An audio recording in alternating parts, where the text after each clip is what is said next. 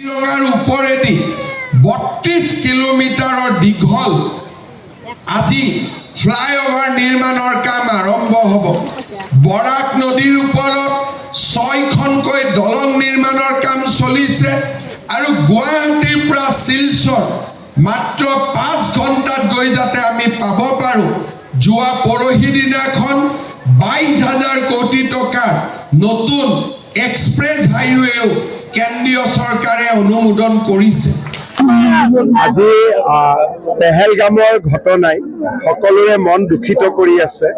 গতিকে এইকাৰণে আমি আগে পিছে যিমান নাচ গান সুন্দৰ কৰি কৰোঁ, এইবাৰ আমি কৰিব খুজিলেও মনটোৱে নামানে।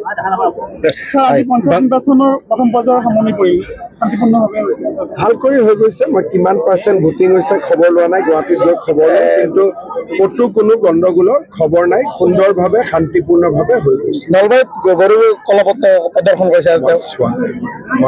এজন বাংলাদেশৰ প্ৰাক্তন সেনা বিষয়াই উত্তৰ পূব দখলৰ কাৰণে আহ্বান জনাইছে, হুংকাৰ দিছে।